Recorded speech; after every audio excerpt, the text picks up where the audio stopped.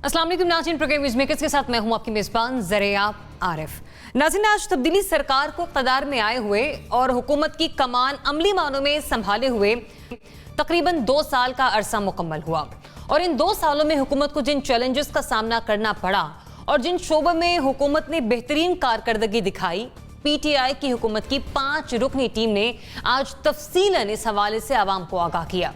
ताहम अपोजिशन ने भी हुकूमत की कारकर्दगी के खिलाफ भरपूर अंदाज में अपनी एक चार्जशीट पेश की है, लेकिन अब कौन सही है और कौन गलत है, इसका जवाब हम अपने तज्जियाकारों से ले लेते हैं कि हुकूमत ने जो अहदाफ गिनवाए, जो इक़दाम उठाए, क्या वो सच बोल रहे हैं या जो अपोजिशन ने चार्जशीट तैयार की वो दुरुस्त कह रहे हैं।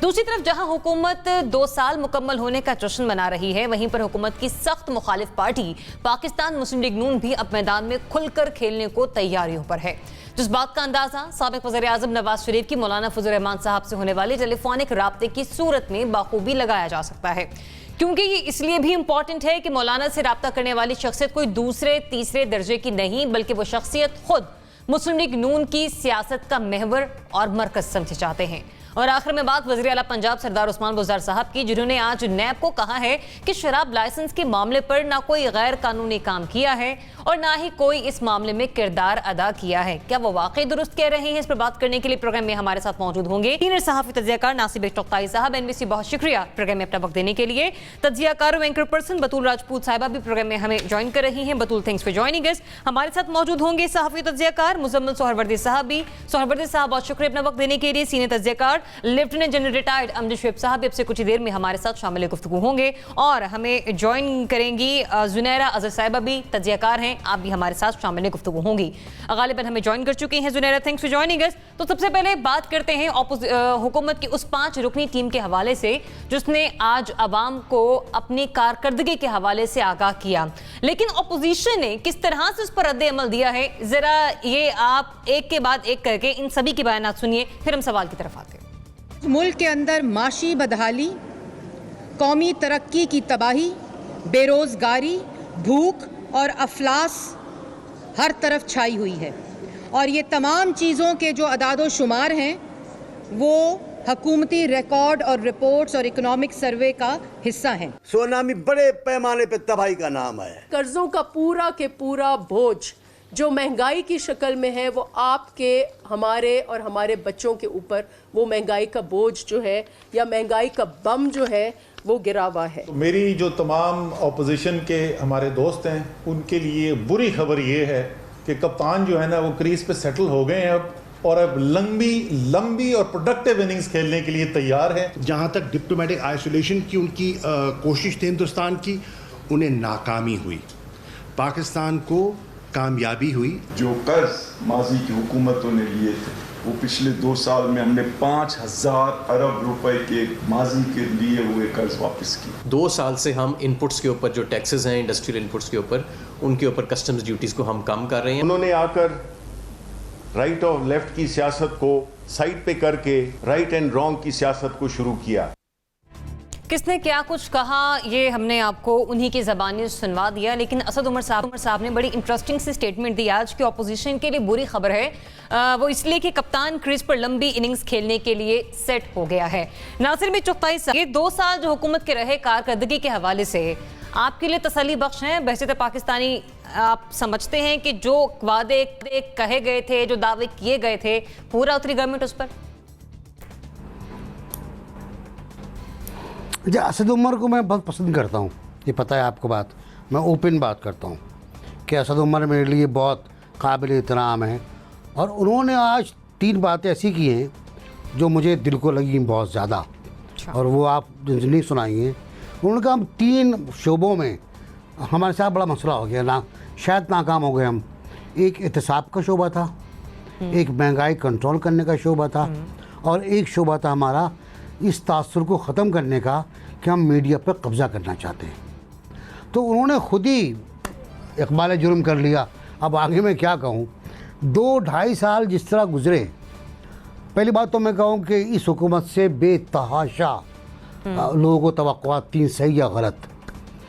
नौजवान लोग जो को फर्स्ट टाइम वोट मिला था, वोट का राइट मिला था, वो बहुत पुरजोश थे, अपनी गाड़ियों में लोगों को लेकर वोट डालने गए थे और बहुत ज़्यादा उनको बहुत तवक्कुआत थी, वो तवक्कुआत जो हमें अपने बचपन में हुआ करती थी किसी और के साथ।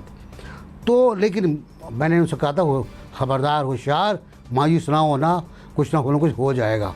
और फिर अब मायूसी घर कर गई है। वो लोग मायूस हैं, सर झुकाए हुए हैं, शर्मिंदा लगते हैं। उसकी वजह ये कि उनके आसपास जो सूरत हाल है, वो छोड़ दें आप फॉरेन पॉलिसी में क्या हुआ और यहाँ क्या हुआ, जो आसपास सूरत हाल है वो फ़कीरों की तादाद में इजाफ़ा हो रहा है। उन दस्तरखान पर जो लोग आते थे खैराती इदारों के, उनमें इजाफ़ा हो रहा है। बेरोज़गारों की तादाद में इजाफ़ा हो रहा है। वो घरों में देखते हैं जहाँ पर 2 माली और 4 ड्राइवर और 3 नौकर होते थे, वहाँ अब 2 ही रह गए हैं।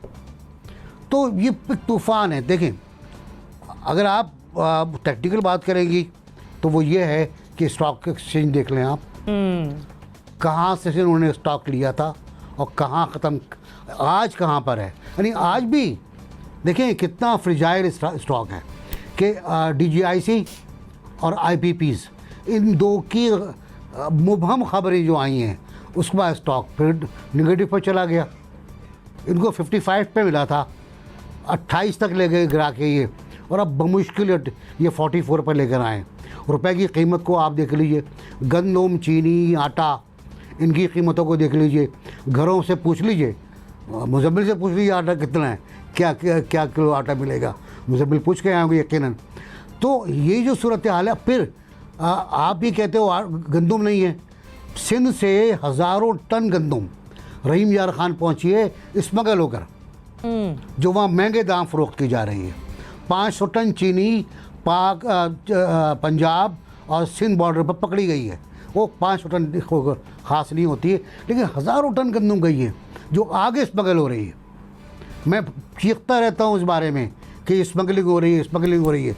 रहीम यार खान में 1600 रुपये की बोरी बिकी है उस पर मंडी के अंदर। वो है, स्टॉक है, रुपए की कीमत है। उसके बाद आपकी खारजा पॉलिसी है। आज जो दावा कर रहे थे मखदूम शाह महमूद साहब कि हम आइसोलेट नहीं हुआ, आइसोलेट इंडिया हो गया है, सिक्योरिटी काउंसिल में या जनरल असम्बली में कश्मीर पे पेश कर दे रेजोल्यूशन, ह्यूमन राइट्स कमीशन में पेश कर दे रेजोल्यूशन, मालूम हो जाएगा क्या सूरत हाल है। तीसरी बात जो कही है, सेटल हो गया बैट्समैन, बहुत कमाल की बात है, बहुत ज़बरदस्त बात है। मैंने जावेद मियादाद को होते हुए देखा है सेटल। मैंने हनीफ मोहम्मद की आखिरी इनिंग देखी है, क्या खूबसूरत इनिंग थी, 300 रन की मुदस्सिर को देखा, 3 दिन खेलता रहा है वो। लेकिन सेटल बैट्समैन के लिए एक बॉल काफ़ी होती है। एक बॉल, बॉलर को 6 मौके मिलते हैं, बैट्समैन को 1 मौका मिलता है। तो एक बॉल पड़ गई ना गलत तो तीनों विकेटें उखड़ जाएंगी। इसका अंदाज़ा इमरान खान को होगा अगर असद उमर को नहीं है तो। ठीक है। तो मेरे अपना राय ये है। अच्छा, अच्छी बातें भी हुई हैं, कंस्ट्रक्शन पॉलिसी अच्छी आई है जिसके ऐसे कुछ चीज़ों की कीमतों में इजाफा हुआ है, सीमेंट बिकना शुरू हो गया है, काम अगर शुरू हो गया तो फिर बेरोजगारी भी थोड़ी सी कम हो जाएगी, अदरवाइज कुछ नहीं। ठीक है।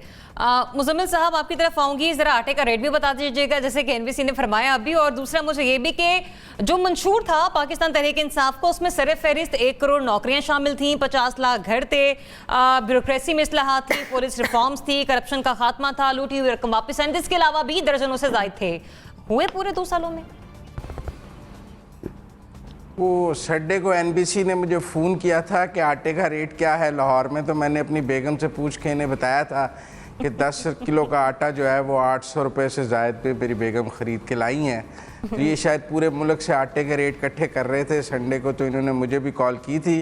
और ख़राब वाला आटा ज़ायद है लाहौर में किलो, और वो भी ख़राब वाला आटा। मेरी बेगम ने कहा कि क्वालिटी भी बहुत गिर गई है आटे की, और अब ये पकाने के काबिल भी नहीं रहा जो 80 रुपये में मिलता है। लेकिन बहरहाल इस हुकूमत ने 2 साल में बहुत शानदार कारकर्दगी की है, बड़े बड़े एनआरओज़ दिए हैं। आप देखें कि सुप्रीम कोर्ट ने 2 ही लोगों को ताहयात नाअहल करार दिया, और दोनों जहांगीर तरीन और नवाज शरीफ को स्पेशल प्लेन पे इस हुकूमत ने लंदन भेजा, दोनों स्पेशल प्लेन पे गए हैं। ये हुकूमत कहती है पिछली हुकूमत खा गई सारा कुछ, मुझे तो समझ नहीं आती, आटा और चीनी भी पिछली हुकूमत खा गई, मुझे तो समझ नहीं आती प्याज और टमाटर भी पिछली हुकूमत खा गई। ये आज 110 रुपये चीनी की भी नवाज शरीफ की वजह से है। ये भी मेरा मतलब है कि ये जो चीनी कमीशन है, मैंने तो पहले भी कहा था कि ऑपोजिशन की बकरी चोरी भी नैब तफ्तीश करेगा और हुकूमत की चीनी माफिया की रिपोर्ट को भी नैब में नहीं भेजा जाएगा और मुख्तलिफ अदालतों के ज़रिए उसके साथ फुटबॉल खेला जाएगा, कभी इस्लामाबाद हाई कोर्ट में, कभी सिंध हाई कोर्ट में। भाई आप नैब को दें, वो रेफरेंस दायर करें उसके ऊपर। आप कभी इधर खेल लेते हैं, कभी उधर खेल लेते हैं, और फिर जो उसका सबसे बड़ा मुजरिम है उसको स्पेशल प्लेन पे आपने लंदन भेज दिया क्योंकि आपकी पार्टी में वो था। तो बात ये कि बड़े बड़े एनआरओज हुए हैं इन 2 सालों में, कमाल हो गया है। मेरा मतलब है कि हमने तारीख के बड़े एनआरओज किए हैं। वो कहते हैं हमने 5000 अरब पिछली हुकूमतों का कर्जा वापस कर दिया है। ये भी तो बता देते कि इस हुकूमत ने 2 साल में उतने कर्जे ले लिए हैं जितने पिछली हुकूमतों ने 5 साल में नहीं लिए थे। रिकॉर्ड बनाया उसमें भी 2 साल में। ये तो नहीं बताते कि हमने कितने ले लिए हैं और उन कर्जों का हमने किया क्या है। पिछलों से तो पूछते थे। फिर ये भी बता दें कि पिछलों ने जो आर्टिफिशियली डॉलर को कंट्रोल किया हुआ था उसको जब हमने खुला छोड़ा है तो उसके बाद क्या नताइज आए हैं मुल्क की मईशत पे। जीडीपी कहाँ पहुँच गई है, ग्रोथ रेट क्या है, बेरोज़गारी क्या है, क्या हमने पनाहगाहें बनाई हैं। मेरा मतलब है एक दौर में नवाज शरीफ ने येलो कैब बांटनी शुरू की थी तो लोगों ने कहा था कौम को टैक्सी ड्राइवर बनाना है, सब में टैक्सियाँ बांट रहे हो। इन्होंने पनाहगाहें बना के मेरा मतलब लोगों को पनाहगाह में भेजना है। कौम को किस तरफ लेके जा रहे थे हम। तो मेरा मतलब है डायरेक्शन लेस 2 साल थे। और मैं सिर्फ हुकूमत को कसूरवार नहीं देता, इसमें ऑपोजिशन बराबर कसूरवार है। इन 2 सालों में अवाम के लिए कोई सियासत नहीं हुई। गवर्नमेंट और ऑपोजिशन ने एक फिक्स मैच खेला है 2 साल में जिसमें अवाम को कुचला गया है, ऑपोजिशन को भी फायदे मिले हैं, बड़े बड़े रिलीफ मिले हैं और गवर्नमेंट को भी बड़े बड़े रिलीफ मिले हैं। मैं और NBC गए हैं जो आटे का रेट एक दूसरे को फोन करके पूछते रहते हैं, बाकी कुछ नहीं है। जनरल साहब आपकी तरफ आऊंगी कुछ चंद अहम नुकात के साथ कि खारजा पॉलिसी, कश्मीर पॉलिसी, इदारों में रिफॉर्म्स का मामला, इन पर आपकी गुफ्तगू क्या है, इन पर आपका तज्जिया क्या है? बिस्मिल्लाहिर्रहमानिर्रहीम। देखिए बात यह है कि अगर तो आप ज़हनी तौर पे किसी भी पार्टी के साथ अलाइंड हैं या आपकी सोच मिलती है तो वो तज्जिया तो आप कर लीजिए। तो आपको हर पार्टी में जिसके साथ आपकी अलाइनमेंट ज़हनी सोच की हमंगी है या आपके उसके लिए कोई सॉफ्ट कॉर्नर है तो वो ज़हन में रखते हुए बाकी सारी पार्टियां आपको लगेंगी ऐसे जैसे ये बिल्कुल कूड़े के ढेर पड़े हुए। लेकिन अगर आप एक सिर्फ एनालिस्ट की हैसियत से देखें जहां आपको बड़ा बैलेंस, जहां इंसाफ की रूह से आपने अपने तजज़िये की रूह से करना है, जहां आपकी ज़हनी झुकाव किसी तरफ ना हो या आपका लगाव किसी तरफ ना हो, तो फिर आपको नजर आएगा कि हर पार्टी कुछ न कुछ अच्छे काम करती है, कुछ खराबियां भी उसकी होती हैं। इन्होंने भी बहुत सारे अच्छे काम किए हैं, बात कमजोरियां भी हैं और इनके 2 सालों में क्राइसिस भी बड़े आए हैं। सबसे बड़ा दुख, सबसे बड़ी प्रॉब्लम जो जख्म हमारे मुल्क के ऊपर लगा वो ये था कि पिछली हुकूमत $95 बिलियन का कर्जा छोड़ के गई। जिस हुकूमत की आमदन का तकरीबन 88% कर्जा उतारने के लिए लग जाए या उसका कर्जा 88% हो उसकी आमदन का, तो आप सोचिए कि वो करेगी क्या हुकूमत, वो करेंगे क्या? वो तो कर्जा उतारने के लिए भी कर्जा देंगे। इस पार्लियामेंट का सबसे बड़ा जुर्म ये है, पिछली पार्लियामेंट का, कि जब कर्जे लिए जाते रहे और आज भी वो ये नहीं पूछते कि जनाब आप कर्जा लेते जा रहे हैं तो उतारेंगे कैसे, क्योंकि आमदन होगी तो उतरेगा। और इकोनॉमी में इकोनॉमिस्ट ने जो प्रिंसिपल्स बनाए हुए हैं वो ऐसे नहीं है। सारी तबाही वहीं से शुरू होती है जब आप आमदन और कर्जे के दरमियान बैलेंस नहीं मेंटेन कर सके। रफाए आमा का काम कहां करेंगे? इकोनॉमिस्ट ये कहते हैं कि 60% से ज्यादा अगर आप कर्जा लेंगे अपनी आमदन का तो फिर आप उसको अदा नहीं कर सकेंगे, आपके लिए मसाइल पैदा होंगे, या फिर आपको आमदन बहुत बढ़ाना होगी जो नहीं बढ़ती क्योंकि आपकी क्राइसिस है, और अगर आमदन नहीं बढ़ती तो फिर कर्जा नेचुरली उतारना मुश्किल होगा, और कर्जा नहीं उतरेगा तो कर्जा ले लेके कर्जा उसकी किस्तें अदा करेंगे। आज सूरत हाल ये है कि आपको कर्जा लेके आगे इंस्टॉलमेंट्स देनी पड़ती हैं और उसकी बुनियादी वजह यह है कि आगे आमदन बढ़ाने की तरफ कुछ नहीं किया इन्होंने भी। इनके लिए कोरोना का किस्सा आ गया या पीछे इंडिया के साथ कंफ्रंटेशन, कश्मीर, ये वो चीजें निकली, क्राइसिस आई इनके 2 सालों में, लेकिन आमदन बढ़ी नहीं। हमारी आमदन नहीं बढ़ सकी। इन्होंने अपनी इंपोर्ट्स को कम कर करके तो करंट अकाउंट डेफिसिट तो उन्होंने तकरीबन 0 कर लिया, वो भी एक अच्छा काम है कि आपने किया, लेकिन मुसीबत जो है वो टलती तब है अगर आमदन बढ़े। आमदन नहीं बढ़ती तो जॉब नहीं क्रिएट होते, आमदन नहीं बढ़ती तो आप तरक्याती काम नहीं कर सकते, आमदन नहीं बढ़ती तो आप एहसास प्रोग्राम और इस किस्म की चीजें जहां रिलीफ देना चाहते हैं लोगों को वो नहीं दे सकेंगे। लिहाजा आज सूरत हाल वो है कि यहाँ पे आमदन बढ़ी नहीं और आपके सारे मसाइल वहां पे शुरू हो जाते। जिन 3-4 चीजों ने झगड़ा हुआ था आपको इकोनॉमी में, वो आपका एक सर्कुलर डेट था जिसको ये अभी हैंडल कर रहे हैं, अभी इन्होंने IPPs के साथ मुज़ाकरात किए हैं। दूसरा है लॉस मेकिंग आपकी एंटिटीज जो कि PIA और ये वो आप देख रहे हैं कि उस पर लगे हैं, लेकिन बड़ा स्लो है काम, क्योंकि उनके लॉसेज इतने हैं कि उनको सिर्फ उनके लोगों को तनख्वाहें देते जाना जो है वो भी आपके पास में नहीं। ये लॉसेज आपके 2 ट्रिलियन से ज्यादा स्टील मिल और रेलवे शेलवे इनके पहुंच चुके हैं और सर्कुलर डेट भी आपका तकरीबन 2 ट्रिलियन के करीब पहुंच चुका हुआ है। और इन हालात में जो आप कर्ज उतारने का मादा है वो दूसरी बड़ी सबसे बड़ी मादा आपके कर्ज उतारने का, और फिर जाके आप अपना, मतलब आप ये कह रहे हैं कि कुछ डिपार्टमेंट्स में, कुछ शोबों में बेहतरीन कारकर्दगी दिखाई और कुछ में मायूसी का सामना करना पड़ा। ये एक मिक्स्ड बैग है। ठीक है, इनकी गवर्नेंस में इश्यूज हैं, वो प्रॉब्लम्स इनकी हैं और वो रिजॉल्व नहीं होंगी जब तक कि कुछ लोगों को बदला नहीं जाएगा। लेकिन दूसरी तरफ इनको सबसे बड़ी रुकावट यह है कि इन्होंने करप्शन के खिलाफ नारा लगाया। इस मुल्क में करप्शन के खिलाफ, करप्शन खत्म करने के अगेंस्ट जितना रेजिस्टेंस है, आप देख लीजिए, इंडस्ट्रियलिस्ट खड़े हो गए, ब्यूरोक्रेट्स खड़े हो गए, ठीक है जनरल साहब, पॉइंट आपका आ गया, खड़े हो गए, हर किसी ने हड़ताल करनी शुरू कर दी। भाई हमसे क्यों आप कहते हैं कि टैक्स दो, या हमें क्यों आप नैब के पास भेजते हैं। ठीक है, किसी हद तक आप जो तसल्ली बख्श के बारे में बात कर रहे हैं कि खामियां भी आपने गिनवाई, मैं लिहाजा जनरल साहब यस के ऑप्शन के साथ आगे बढ़ रही हूँ। जुनैर साहबा, आपने सुना जनरल साहब की गुफ्तगू को, उन्होंने कहा कि गवर्नेंस में इश्यूज हैं और ये उसी वक्त ही हल होंगे जब लोगों को तब्दील किया जाएगा। हर 3 से 6 माह बाद हम काबीना में कोई ना कोई तब्दीली देखते रहते थे, उसके बावजूद आप समझते हैं कि हुकूमत की कारकर्दगी रही तसल्ली बख्श? Thank you for having me. सबसे बड़ी बात तो ये कि इसका येस और नो में आंसर देना बड़ा मुश्किल है, बिकॉज येस और नो में चीज़ें एग्जिस्ट नहीं करती हैं।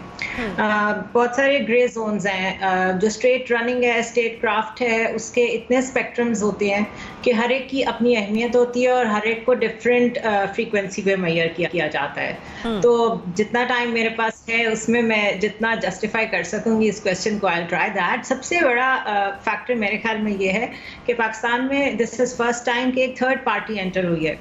इससे पहले we have seen a 2 party system here, और वो 2 पार्टीज ने काफ़ी एक्सपीरियंस के साथ nearly 30 years excluding some time उन्होंने तकरीबन 2-3 बारियां लेके कुछ पाकिस्तान के डायनामिक्स को समझा हुआ है, एक्सटर्नल मनूवर्स को भी और इंटरनल गवर्नेंस रिलेटेड इश्यूज को भी। उनको they had some idea of the things. मैं ये नहीं कह रही कि उनको सब पता था। ये जो आई है पार्टी, एक तो ट्रांजिशन था, ये एक नई पार्टी आई, उसको चांस दिया लोगों ने, और इनकी डाउनसाइड ये थी कि ये बहुत अनरियलिस्टिक स्लोगन्स लेके आई। इन्होंने जीतने के लिए इतना जोर लगाया कहते हैं ना, आपने इतना जोर लगा दिया जितने की ज़रूरत नहीं थी, उससे कम में भी काम हो सकता था। इससे बहुत बेहतर था कि इतने बड़े बड़े नारे लगाने के बजाय कुछ पॉलिसी डोमेन में काम कर लेते, चीज़ों को समझ लेते। तो हुआ ये कि when they actually won the election, तो इनको पता चला कि ये मतलब it's not a piece of cake, एक सिंपल सा काम नहीं है जैसा हम समझ रहे थे। तो बड़ा इनडिसाइसिव स्टार्ट लिया इन्होंने और बहुत पेनफुली स्लो स्टार्ट लिया इन्होंने from my point of view. उसमें आप जो फॉरेन ऑफिस का एलिमेंट है ना, national security is all about human development. तो ह्यूमन डेवलपमेंट का एक फैक्टर होता है और आप अपनी स्टेट को दुनिया में कहाँ लेके जाना चाहते हैं वो दूसरा एलिमेंट है। सो मिलिट्री डिप्लोमेसी और फॉरेन ऑफिस की जहाँ तक बात है, उन्होंने सिंक होके बहुत अच्छा काम किया है। क्राइसिस बहुत आए हैं बट उनका जो मिल के काम करना था, मैं समझती हूँ अच्छे होने में मजीद गुंजाइश तो हमेशा रहती है, बट अभी भी उन्होंने बहुत अच्छा काम किया है, specially when it comes to India, when it comes to China, when it comes to balancing your relationships with US and China. और उसके अलावा आप अभी सऊदी क्राइसिस देख लें, उसको जिस तरह ये हैंडल कर रहे हैं। So keeping that side human development की तरफ आए तो इन्होंने बहुत टाइम लगाया डिसाइड करने में, वर्ल्ड बैंक जाना है नहीं जाना, IMF जाना है नहीं जाना, क्या करना है। उसके बाद टीम में कैरेक्टर्स चेंज करते रहे, मिनिस्टर्स चेंज करते रहे, पॉलिसी चेंज नहीं की, पॉलिसी वही इनडिसाइसिव, उसकी वजह से बहुत टाइम ज़ाया हो गया। तो मुझे यूँ महसूस होता है जिसका अब आके इनको चीज़ों की समझ आई है। फॉर एग्जाम्पल वो जो टर्किश कंपनी कार्के का इशू था वो हमारे हक में रिजॉल्व हो गया है। आप देखें IPPs के साथ मामला आगे चल रहे हैं। इसके अलावा आप देखें करंट अकाउंट डेफिसिट थोड़ा सा कम हुआ है, इंटरेस्ट रेट बैंक्स का काम हो रहा है। तो अभी कुछ ऐसे झलक नजर आनी शुरू हुई है जिससे ये लगता है कि इनको थोड़ी बहुत समझ आनी शुरू हुई है चीज़ों की। It's a mix plate, you can't say ये बहुत कामयाब है, बट इनको चैलेंजेस भी बहुत हैं और कुछ चीज़ों में इन्होंने स्लो पिक करना शुरू कर दिया चीज़ों को। तो वो जो स्लो पिकिंग पार्ट थी उस हवाले से हम समझ सकते हैं कि बेशक देर आए दुरुस्त है, तसल्ली बख्श रही, मतलब कवर कर लिया अपने लोगों ने। ठीक, डेफिनेटली ठीक। बतूल, अभी रिसेंटली हमने देखा कि कोरोना के बाद या कोरोना के ही अदवार में एहसास प्रोग्राम इंट्रोड्यूस करवाया गया। उससे भी हमने देखा कि 12,000 रुपये लोगों में फ्राहम की गए जो गरीब और मुतवस्सित तबका था। फिर अभी गुज़िश्ता 3-4 रोज़ की बात है, सानी मिनिस्टर साहिबा ने एक ऐसा प्लान भी मुतारिफ करवाया जो आज से पहले कभी भी नहीं हुआ, कि जो बच्चियां हैं उन्हें बच्चों पर ज़्यादा फ़ौक़े दी गई है और उनके लिए जो सेमाही प्रोग्राम है उसके तहत 2,000 रुपये की रकम रखी गई है। रकम कम है लेकिन एक तरीके से हमने देखा है कि बच्चियों को तरजीह दी गई। ओवरऑल अगर अब इसके मैं बाद में आती हूँ तो कारकर्दगी से मुतमईन हैं आप? मैं तो ज़्यादा सस्पेंस नहीं रखूँगी, मैं तो मुतमईन नहीं हूँ कारकर्दगी से। अब इसका मुफस्सल जवाब दे देते हैं। जो आपने बताई है अच्छी बात है, अगर ये इम्प्लीमेंट होती है और इसका ट्रिकल डाउन होता है इम्पैक्ट, तो बहुत अच्छी बात है। बेसिकली हम सब ये चाहते हैं कि जो भी गवर्नमेंट है वो अपना टेन्योर पूरा करे। आपको वोट इसलिए देते हैं ताकि आप काम करें, काम नहीं करेंगे तो क्रिटिसाइज होगा। वैसे तो मेरा ख्याल है कि मेरे समेत बाकी सबको 9:30 बजे उनका इंटरव्यू आने वाला है, उसका ज़्यादा इंतज़ार है कि उसमें वो क्या बात कहेंगे। लेकिन अगर आपने उनकी 14 अगस्त की तकरीर सुनी हो तो उसमें उन्होंने खुद कहा है कि अब से खुशखबरियों का सिलसिला शुरू होगा, यानी कि 14 अगस्त से पहले खुशखबरियों का सिलसिला नहीं था। I think that's very understandable. मैं बहुत शॉर्टली आपको वो इंस्टीट्यूशंस बताऊंगी जिसमें रिफॉर्म्स करने का इन्होंने वादा किया था मगर कुछ भी नहीं किया। पॉलिटिकल रिफॉर्म्स कुछ नहीं किया, ब्यूरोक्रेसी को लेके judicial reforms, educational reforms, electoral reforms zero. 200 अरब रुपए तो तभी वापस आ जाने थे हल्फ उठाने से अगले के दिन, लेकिन नहीं हुआ। फिर फैसल वाडा ने कहा कि एक ही हफ्ते में 1 करोड़ नौकरियां मिल जाएंगी, बल्कि इतनी होंगी कि लोग नौकरियां कम और लोग ज़्यादा हो जाएंगे। इमरान खान ने कहा था, इतने अनरियलिस्टिक बयान दिए इन्होंने कि लोग बाहर से आएंगे नौकरियां लेने के लिए। इन्होंने हज़ारा सूबे का वादा किया। लोकल बॉडीज़ की आप हालत देख लें, चाहे इनका अपना सूबा हो या सिंध हो, मिलके भी इन्होंने अपोजिशन के साथ भी लोकल बॉडीज़ के हवाले से कुछ नहीं किया। लाइव स्टॉक मेरिट की हालत हमने खुद देख लिया। जब हम करप्शन की बात करते हैं तो आप अपने गिरेबान से शुरू करें। आप प्लीज़ इस चीज़ की सिंपैथी नहीं ले सकते कि आपने करप्शन का नारा लगाया था तो जो भी करप्शन का नारा लगाता है उसके साथ तो होता ही है। You have to start from you have to clean up your home first. दूसरा है कि नेशनल एक्शन प्लान तो खैर हमें भूल ही गया। PMLN के दौर में हम उस पर ज़्यादा डिस्कस भी करते थे, प्रोग्राम्स भी होते थे, लेकिन उसकी भी हालत आप देख लें। पाकिस्तान तहरीक इंसाफ के लिए सबसे बड़ा चैलेंज पाकिस्तान तहरीक इंसाफ खुद ही है। ऐसी कमज़ोर अपोजिशन के होते हुए जो हम खुशियाँ मना रहे हैं पिछले 24 घंटे से, IPPs के साथ कारनामा सर अंजाम हो गया। आज तो एक मेरा ख्याल है कि फेक मीडिया हाउस है, I am not sure about the details of the media house, लेकिन वो बड़ा वायरल हुआ है कि जी 1.3 ट्रिलियन सेव कर लिए रिकॉर्डिक से। ये बिल्कुल गलत बात है, वो केस कोर्ट में, और प्लीज़ ऐसी बातें मत करें। और IPPs के साथ इनके जो भी मुआहदे हुए हैं वो with the passage of time उसका रिजल्ट आएगा। वो 604 अरब रुपए हमें बटने नहीं शुरू हो जाएंगे कल से, बिल्कुल। और ये फॉरेन पॉलिसी मैं आ रही हूँ आपकी तरफ आ रही हूँ, मैं बतूल का कमेंट ले लूँ, उसके बाद मैं आपके पास आती हूँ।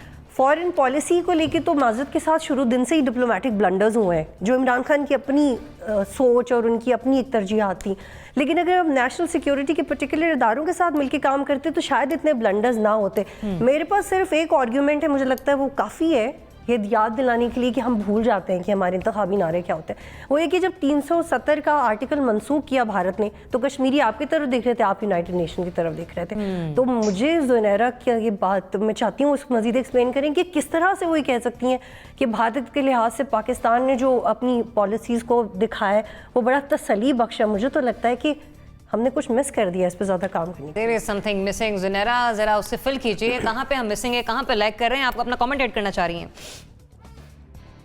हाँ जी, first of all I want to add कि I myself is on a board of director of one of the IPPs और हमने जो MOUs अभी साइन किए हैं उससे फौरी तौर पे 6.6 to 7 बिलियन तो रुपीज़ मिल जाएंगे इस गवर्नमेंट को। ये मैं फौरी तौर पे बात कर रही हूँ। और वो अभी क्योंकि टाइम ड्यूरेशन डिसाइड होना है, अगर वो 10 ईयर्स का होता है तो 6 से 4 रुपए आपकी बिजली सस्ती हो जाएगी।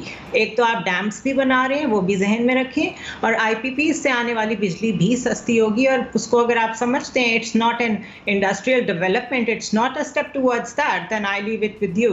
5 to 6 trillion within next 10 years आपके पास आ जाएंगे। Foreign policy front and India, to be honest it needs a greater debate.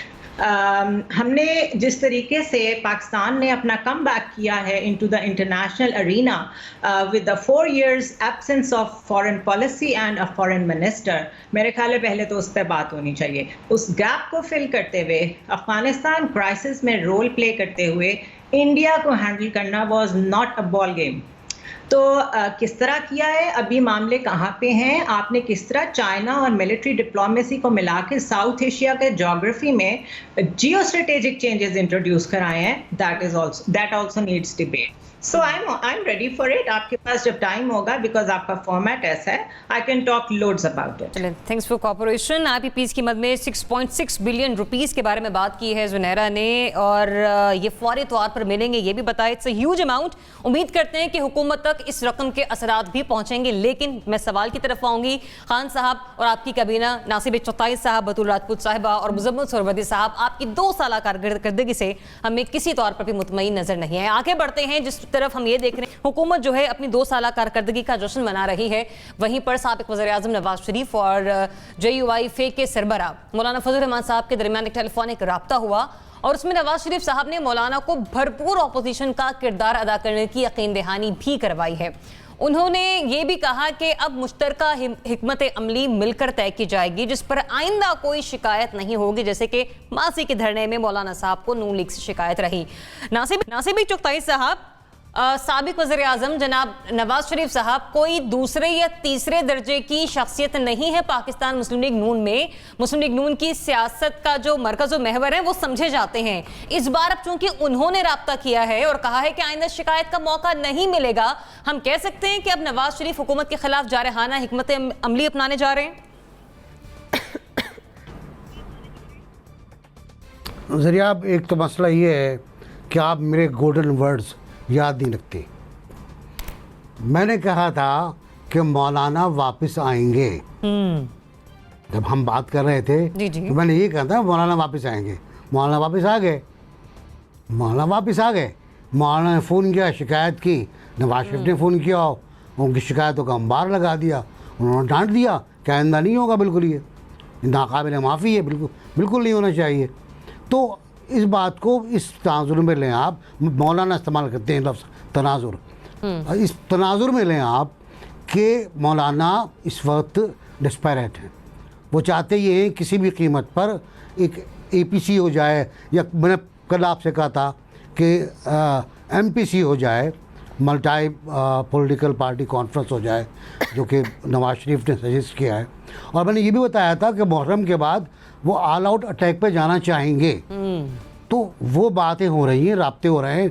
Peoples party PML से सख्त नाराज़ थी कि वो एग्रेसिव पोस्चर नहीं ले रही है, और इस पर जरदारी साहब ने भी कहा था और बिलावल ने भी कहा था जब हम एग्रेसिव होना चाहते हैं तो पीछे हट जाते हैं वो।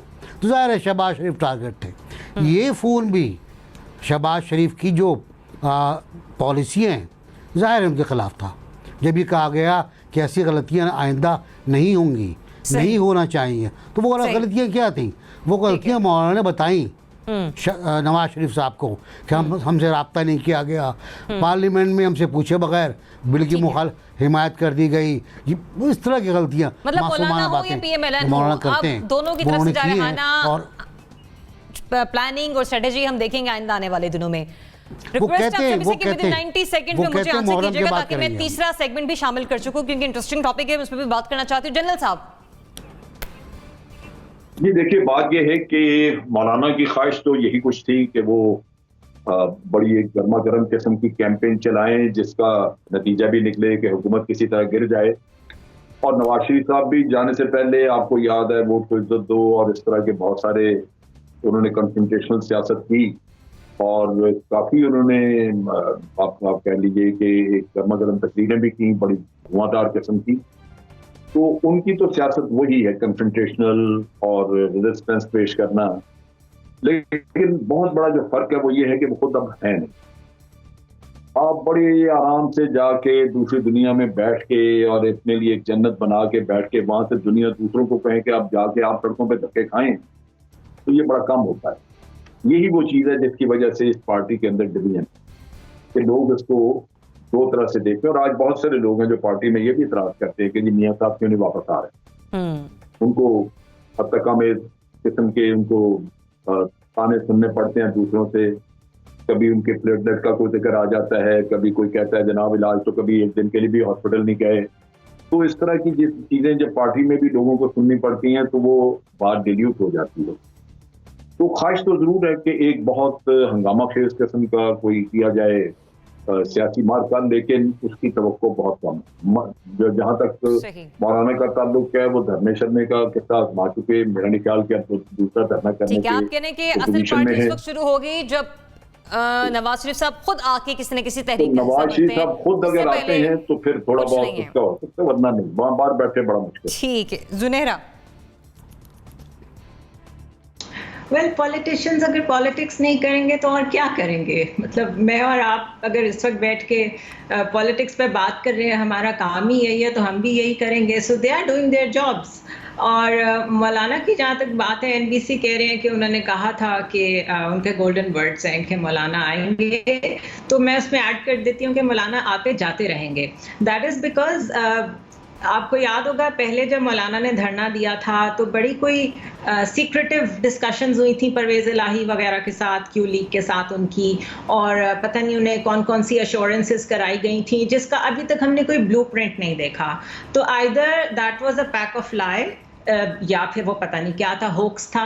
नंबर 2, अब ये दोबारा आने की बातें कर रही हैं तो रीइन्विगर करने के लिए किसी भी तहरीक का जो एक सेंट्रल आइडिया होता है वो तो कोई होना चाहिए ना, वो तो नज़र नहीं आ रहा। और इसी तरह नवाज शरीफ बाहर बैठ के he can't be calling the shots. हमें यहाँ की मुस्लिम लीग नून स्ट्रॉन्ग चाहिए, हमें यहाँ की पीपल्स पार्टी स्ट्रॉन्ग चाहिए।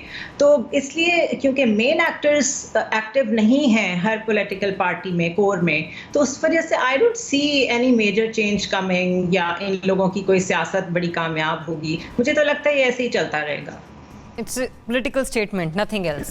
बतूल। Yes.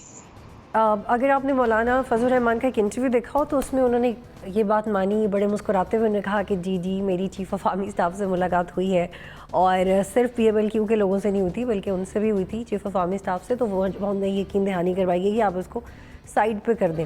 लेकिन ये और बात है कि मार्च में उनसे वादे भी किए गए थे, ये वादे नहीं कि वादे उनसे किसने किए थे, उन्हें डिच तो बार बार किया गया है। वो आते जाते इसलिए रहेंगे क्योंकि उनको ऐसा रखा जा रहा है, उनको जो कहा जाता है वो कर लेते हैं। दूसरी बात ये कि क्या एग्रेसिव स्ट्रैटेजी अपनाएंगे या नहीं। देखिए जो मंगल की पेशी थी मरियम नवाज की, उसमें रिपोर्टेडली देवर मेंटली प्रिपेयर्ड कि वो रैली की फॉर्म में जाएंगे। नवाज शरीफ चाहते थे कि वो रैली की फॉर्म में जाएंगे। और दूसरा है कि अगर वो रैली की फॉर्म में प्लान उन्होंने नहीं भी किया और लोग चले भी गए तो वो भी ठीक है, जिस तरह की पॉलिटिक्स PMLN कर रही है। तो उससे उन्होंने अपना ये तासुर तो ख़त्म किया कि वो रिकन्सिलिएशन मफाहमत की तरफ नहीं जाएंगे, वो एहतजाज कर सकते हैं। जिस तरह से उन्होंने अपनी वीडियोज़ वायरल की कि देखें जी लेज़र गन से अटैक हुआ है। राना सनाउल्लाह ने कहा, उनके पॉलिटिकल सेक्रेटरी ने कहा कि हमला हुआ है। रिसेंटली मैंने खाकान अब्बासी को इंटरव्यू किया, उन्होंने कहा कि बुज़दिलाना हमला था। साथ साथ उनका ये भी कहना था कि हम APC के बगैर कोई फ़ैसला नहीं करेंगे और हम एग्रेसिवली जाएंगे या नहीं ये भी हम अपने साथियों यानी कि ऑपोजिशन की दीगर जमातों के साथ मिल के आपको बताएंगे। तो हम ये एज्यूम सिर्फ उस पेशी से कर सकते हैं कि maybe they are in this mode of being aggressive और फिजिकली अपने लोगों के साथ वहाँ हो, लेकिन जो ऑपोजिशन की जमातें हैं मिल के एग्रेसिव स्ट्रैटेजी अपनाएंगी या नहीं वो इन लोगों के अपने इत्तेफाक पर डिपेंड करता है। आपने बिलावल और शहबाज शरीफ का वो देखा प्रेस कॉन्फ्रेंस, जिन्होंने उन्होंने उनके कंधे पे हाथ रखा, उन्होंने उनके कंधे पे हाथ रखा कि हु लीड्स और किसके कंधे पे रख के बंदूक चलानी है। बंदूक असल में सब चलाना चाह रहे हैं, कंधा अवेलेबल नहीं है और बंदूक भी अवेलेबल नहीं है। प्रॉब्लम ये है। और ये स्ट्रैटेजी कामयाब सिर्फ तब होगी अगर इस्टेब्लिशमेंट या इस्टेब्लिशमेंट के कुछ अनासर इन्हें इशारा दें कि आप इस पे चलें, क्योंकि आपको नैब की सूरत हाल भी पता है। और सिर्फ PMLN अगर खामोश हुई थी तो इसलिए क्योंकि उन पे बहुत सारे प्रेशर्स थे, लेकिन रिपोर्टेडली उनको ये भी पैगाम दिया गया था कि वक्ती तौर पे अभी वो ऐसा कुछ करना नहीं चाह रहे। बहरहाल मरीम बेबी ये वाजे कर चुकी हैं कि वो कभी भी कहीं भी अपनी पॉलिटिकल पावर शो कर सकती हैं। सोहरवर्दी साहब, लेकिन ये I'm sorry to cut you, लेकिन ये मरियम नवाज ने अपनी पॉलिटिकल पावर शो की है, ये शहबाज शरीफ और नवाज शरीफ की इकट्ठी पॉलिटिकल पावर नहीं थी। ठीक है सोहरवर्दी साहब। देखिए, मैंने चेक किया है इस टेलीफोन कॉल के हवाले से। देखें, एक बहुत बड़ी बात यह है कि मौलाना फजलुर रहमान कहते हैं इस हुकूमत को गिराना है। अब गिराने का एक तरीका तो ये भी हो सकता है कि इन हाउस चेंज आ जाए और कुछ हुकूमती इत्तेहादी टूट कर अपोजिशन के साथ आ जाएं और इन हाउस चेंज आ जाए। लेकिन मुस्लिम लीग नून किसी इन हाउस चेंज के हक़ में नहीं है। नवाज शरीफ और फजलुर रहमान के दरमियान भी जो गुफ्तगू हुई है उसमें नवाज शरीफ ने फजलुर रहमान से कहा है कि हम आपके साथ एक ही नुक्ते पे साथ आ सकते हैं, और वो ये है कि नए इंतखाबात का मुतालबा किया जाए। मुल्क में अगर अपोजिशन नए इंतखाबात का मुश्तरका तौर पर मुतालबा करती है तो हम इकट्ठे अपोजिशन के साथ चल सकते हैं। हुकूमत गिराने के नारे पे हम अपोजिशन के साथ चलने के लिए तैयार नहीं है, क्योंकि PMLN का मौक़िफ़ है कि नए इलेक्शन होने चाहिए। अब पीपल्स पार्टी को नए इलेक्शन अभी फौरी तौर पर काबिल कबूल नहीं है, क्योंकि उनकी सिंध में हुकूमत है और वो क्यों चाहेंगे कि अर्ली इलेक्शन हो जाए और वो सिंध में हुकूमत चली जाए। तो एक डिफरेंस तो दोनों तरफ मौजूद है, जिसको आप पॉलिसी का डिफरेंस भी कह लें, पोस्चर का डिफरेंस भी कह लें। आसिफ जरदारी साहब गिला करते हैं कि वो डील कर लेते हैं। सबसे पहले बलूचिस्तान की गवर्नमेंट गिरा के आसिफ जरदारी ने इस्टेब्लिशमेंट से डील की। चेयरमैन सेनेट के इलेक्शन में इस्टेब्लिशमेंट से आसिफ जरदारी ने डील की, जिसके नतीजे में उनको सिंध की हुकूमत मिली ना, वरना नहीं। तो मेरे ख्याल में इस टेलीफोन कॉल के बाद अभी भी मौलाना फजलुर रहमान आसिफ जरदारी को अगर नए इलेक्शन की हिकमत अमली पर मनाने के लिए कामयाब होंगे तो ही ऑपोजिशन इकट्ठी चलेगी, वरना अभी गैप मौजूद है। और वो गैप पॉलिसी इस बात पर गौर फिक्र है कि नए इलेक्शन हो, जबकि PPP की तरफ से अभी इस तरह की कोई हिकमत अमली पर गौर फिक्र जारी नहीं है। उनका ख्याल है कि इन हाउस चेंज आ जाए, हुकूमत मरकज़ी नून लीग की तरफ से भी जारहाना हिकमत अमली अपनाई जाएगी। मुझे बढ़ने एक ब्रेक की तरफ ब्रेक से बात करते हैं उस्मान बुज़दार साहब के हवाले से, जो कि कह रहे हैं कि जो नैब में उनका केस चल रहा है वो कोई इतनी अचंभे की बात नहीं है, उसमें आसानी से निकल जाएंगे। वो क्या कह रहे हैं बात करते हैं इस ब्रेक के बाद। Stay tuned.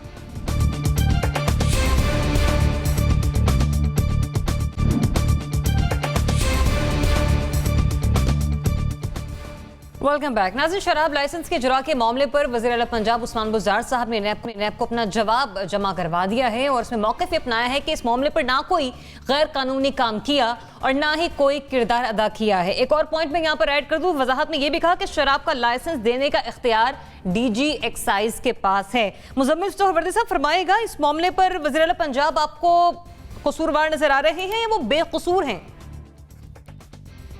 नहीं, वज़ीर आला पंजाब तो बिल्कुल उनका तो इसमें कोई रोल ही नहीं है। नैब ने जो मेन अक्यूज्ड है DG एक्साइज उसको वादा माफ गवाह आप कैसे, कभी मरकजी मुलजम भी वादा माफ गवाह होता है? मतलब आप प्रोसिक्यूशन के बेसिक असूल की नफ़ी कैसे कर सकते हैं कि जिसने कत्ल किया आप उसको वादा माफ गवाह बना लेंगे कि ये हमारा वादा माफ गवाह है और बाकी फिर हम आगे किसी और को जिसके गले में फंदा फिट हो जाएगा उसके ले चलेंगे? ऐसा कभी हुआ है? कानून में DG एक्साइज के पास अख्तियार है। वज़ीर आला उस्मान बुज़दार को उस DG एक्साइज ने 2 दफ़ा समरी पुट की।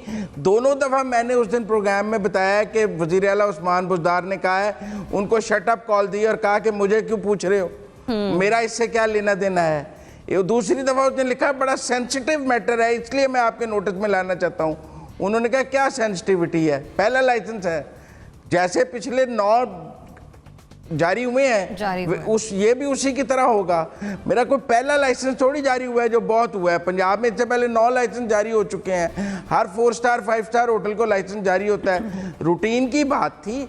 मेरे ख्याल में चाय की प्याली में तूफान लाया गया। किसी ने नैब को कोई सरगोशी कर दी कि इसमें शायद फंदा फिट हो जाएगा उस्मान बुज़दार को, वो नहीं हो सका। फंदा उनके गले में फिट नहीं हुआ है, वो बेकसूर ही साबित हो गए हैं। आज उधर जवाब देने थे, वो पिंडी में फिर रहे थे, इसीलिए आपको समझ आ जाएगी कि वो सेंसिटिविटी अब नहीं है, वरना वो आज नैब के दफ्तर में होते अगर सेंसिटिविटी होती। पॉइंट आपका आ गया। NBC देखिए, मैंने पहले भी कहा था कि ये केस ऐसा नहीं है जिस पे उस्मान बुज़दार साहब फंस जाएं। और फिर अगले प्रोग्राम मैंने कहा था अगर इसमें अंडे बच्चे निकले तो कुछ शायद फंस सकते हैं, वही भी याद होगा आपको। तो मैं तो इस पर पहले भी कायल था कि वो केस ही नहीं है, ये वो केस ही नहीं, क्योंकि फाइलों पर वाज़ेह तौर से दर्ज है कि ये हमारा काम नहीं तुम्हारा काम है। अच्छा, उसके बाद असल में केस कमज़ोर बनाया गया, वादा माफ गवाह को लाया गया जो ख़ुद मुलजिम था, मुजमिल बता रहे हैं, तो केस ही कमज़ोर था। और केस इसलिए कमज़ोर था कि बैलेंसिंग एक्ट दिखा दिया जाए कि हमने उस्मान बुज़दार के ख़िलाफ़ भी केस बनाया था, भाई बच गए वो तो हम क्या कर सकते हैं, बेकसूर साबित हुए वो। दूसरी बात ये भी मैं देख रहा था कि वो कह रहे थे, आजकल बहुत बोल रहे हैं माशाल्लाह, और बोलना शुरू कर दिया उन्होंने, कि हमने लोगों ने बातें बनाई, हम नया लाहौर बनाएंगे रावी के पार वाला। तो लोगों ने बातें नहीं बनाई यार भाईजान, लोगों ने लाहौर को बनाया। इस वक्त जिस लाहौर में आप घूम रहे हैं ना सड़कों पर, ये सड़कें पहले खंडरात थी, इसको बनाया गया और बनाने वाला वही शहबाज शरीफ है जो इस वक्त बेचारा घर के अंदर बैठा हुआ है। तो जिसका जो क्रेडिट है वो उसको देना चाहिए, वो देना चाहिए। हम नए लाहौर बनाएंगे, नए लाहौर बनाने के लिए आपको 6 चाहिए नोटिफिकेशन, 1 जारी हुआ है, 1 मरला ज़मीन अभी तक नहीं ख़रीदी गई है, ना एक्वायर की गई है। तो सब कहानियाँ हैं, सुनती रहा करें आराम से, सुकून से, और उसके बाद हंस दिया करें। जनरल साहब, एक बात तो दुरुस्त की एनबीसी ने कि बुज़दार साहब ने खामोशी तोड़ दी है, बहरहाल वो उनके जवाब की तरफ आते जो जमा करवाया बेकसूर है। देखिए, बात यह है कि शराब के लाइसेंस के बारे में तो जो मुजम्मिल साहब ने पिछले दिनों इंकशाफात किए उससे आज से तो लगता है कि बेकसूर हैं, लेकिन जो वहां पे जाके एक और किस्सा निकल आया था उनके एसेट्स का, वो तो उसके बारे में यही सुना जा रहा है कि उन्होंने कोई मुनासिब जवाब नहीं दिए और वो मुतमईन नहीं कर सके नैब। तो वो केस तो चल रहा है, और अगर मुतमईन कर सके तो उससे अंदाजा यही होता है कि शायद वो इस मामले में कसूर ना हो। तो ये चीज बहरहाल सामने आ जाए। एनबीसी ने बिल्कुल दुरुस्त कहा कि मैं उसी पे कमेंट करना चाह रहा था कि हमारा लाहौर आज जिस शक्ल में भी है, इसमें शहबाज शरीफ की कंट्रीब्यूशन बहुत ज्यादा है। ये मेरा ख्याल पाकिस्तान में वाहिद शहर है जिसमें कि वाकई काम किया गया और शहर के बहुत सारे मसाइल हल किए गए, लेकिन पाकिस्तान के दूसरे शहरों में वो चीज नजर नहीं आती जहां दूसरों की हुकूमत है। ये नए लाहौर की जो बात कर रहे हैं, बहुत बड़ा प्रोजेक्ट और बहुत लंबी बात है। अगर अगले 3 साल में ये उसका प्रोजेक्ट को शुरू भी करवा जाए तो मैं समझूंगा कि बहुत कुछ हो गया, क्योंकि नए प्रोजेक्ट्स को शुरू कराना ही बहुत बड़ा एक हिस्सा होता है। तो बनते बनते तो पता नहीं उसको 10 साल लगेंगे। तो इस वजह से ये क्रेडिट शायद इनको देना नसीब ना हो, लेकिन अगर शुरू करा जाए तो चले, वो भी बड़ी बात है। और रही बात ये कि नैब वाला मसला, तो वो नैब वाला तो एसेट्स वाला मसला तो मशकूक लगता है और लगता है कि उसमें ठीक है, एसेट्स वाला मशकूक है, लेकिन जो शराब के लाइसेंस के जरा का मामला है वहां पर वो बेकसूर है। जुनैरा, शराब लगता है ये I agree with all the participants कि ये लिकर वाला मामला तो ऐसा मामला नहीं है जिसमें कोई ख़ास हम आउटकम एक्सपेक्ट कर रहे हैं अगेंस्ट बुज़दार साहब, बट इनएविटेबली बुज़दार साहब का कंपैरिजन हमेशा होता रहेगा शहबाज शरीफ के साथ। और जो शहबाज शरीफ के मुखालिफ लोग हैं वो कहते हैं कि भाई उन्होंने जितना कुछ कंट्रीब्यूट किया वो इसलिए किया कि वफाक में उनका भाई बैठा हुआ था। तो बुज़दार साहब के भी रूहानी भाई बैठे हुए हैं वफाक में, that's how I see it. तो it is totally policy driven, performance driven कि कौन क्या करता है, इसका और किसी चीज़ से कोई ताल्लुक नहीं है, नंबर 1। नंबर 2, जिन लोगों के बड़े सॉलिड केसेस थे नैब उनको नहीं प्रोसिक्यूट कर सकी है। तो बुज़दार साहब जब एक चीफ मिनिस्टर चल के नैब के ऑफिस में जा रहा है तो जस्ट इमेजिन, मतलब he is the power, he is a power house rather. तो आप कैसे एक्सपेक्ट कर रहे हैं कि नैब के पास अगर कुछ होगा भी एसेट्स के बारे में तो वो कुछ कर सकेंगे? आई थिंक अगर ये बैलेंसिंग एक्ट के तहत भी किया गया है कि बुज़दार साहब के खिलाफ कुछ साबित नहीं हुआ, तो भी फिर I will go back to the moral high ground that Imran Khan use to take कि आप पहले रिजाइन करें, अपना इल्ज़ाम साबित करें और फिर वापस आएँ। तो this is how I see it, क्योंकि इन हालात में तो बुज़दार साहब के खिलाफ कुछ भी सामने नहीं आएगा। सही, इस केस में बहरहाल कुछ नहीं लिखा हुआ, लेकिन एसेट के हवाले से जो बात और सवालनामा है वहाँ पे कहीं ना कहीं प्रॉब्लम हो सकती है। बतूल, देखिए इसमें दो ज़ाविये हो सकते हैं जवाब के। एक तो एक जो इनके अपने नाकिदीन है, चाहे वो पाकिस्तान तहरीक-ए-इंसाफ के अंदर हो या बाहर हो, इवन अपोजिशन से भी, उन्होंने इस केस को तो अच्छा खासा रिडिक्यूल किया कि it doesn't make sense to them. दूसरी बात ये कि अगर आप केस का कंटेंट देखें तो वो भी कमज़ोर है। जैसे सौरवर्दी साहब को भी सब ने कोट किया और इसके अलावा भी ये रिपोर्ट किया गया कि जुरिस्डिक्शन का प्रॉब्लम है। वो कहते हैं कि भाई मेरी तो जुरिस्डिक्शन में नहीं आता, जिसकी जुरिस्डिक्शन में आता है उससे केस चलाओ, फिर अगर कुछ मेरे खिलाफ मिलता है तो मेरे पास आओ। तो जो केस कंस्ट्रक्ट किया गया उसी में पहली बात वज़न नहीं, हम डिक्लेयर तो नहीं कर सकते कि वो बेकसूर नहीं है क्योंकि अभी वो चल रहा है, लेकिन जो इसका इंप्रेशन है वो यही है कि वो एटलीस्ट इसमें कसूरवार नहीं है। अब मुझे लगता है बैलेंसिंग एक्ट के लिए नहीं है। अब कुछ लोग बहुत तंग आए हुए हैं इनसे, पीटीआई के अंदर भी और पीटीआई के बाहर भी, दबे दबे तरीके से वो चले भी जाएं और एक आ जाए कि देखें हमने तो मेरिट पे निकाला है, लेकिन जब तक हो नहीं सकता, पूरा केस क्लोज नहीं होता, हम डिक्लेयर नहीं कर सकते, लेकिन बज़ाहिर वो बेकसूर ही लग रहा है। ठीक है, बज़ाहिर आप कह रहे हैं कि बेकसूर लग रहे हैं, लेकिन ऐसा हम कह नहीं सकते जब तक ये जो केस है वो अपने मंतकी अंजाम तक नहीं पहुंचता। बाकी पार्टिसिपेंट्स का भी यही केस की नौयत ऐसी है कि बुज़ार साहब कहीं से भी कसूरवार नज़र नहीं आ रहे हैं। जैसे कि सोहरावर्दी साहब ने तो तफसील बताई क्योंकि वो पंजाब में बैठे हैं और उन्हें पता है कि वहाँ पर इस वक्त सूरत हाल क्या चल रही है। लेकिन हमें यह भी देखना है कि जो सवालनामा उन्हें दिया गया वो उस शराब के लाइसेंस के हवाले से नहीं था, वो उस केस के हवाले से था जो कि एसेट्स के हवाले से उनसे पूछा जा रहा है कि ख़ानदान के कितने असासे हैं, कब बनाए इन 2 साला दौर के अंदर। वहां पर जो मुश्किलात हैं वो बुज़ार साहब के लिए आकर खड़ी हो सकती हैं, और साथ ही साथ ही कि कुछ ऐसी कुव्वतें जो कि खुद पीटीआई में मौजूद हैं वो भी बुज़ार साहब के हाथ में पंजाब की बागडोर देखना नहीं चाहती हैं। इसी के साथ ही मुझे और मेहमानों को इजाज़त दीजिए। अल्लाह हाफ़िज़।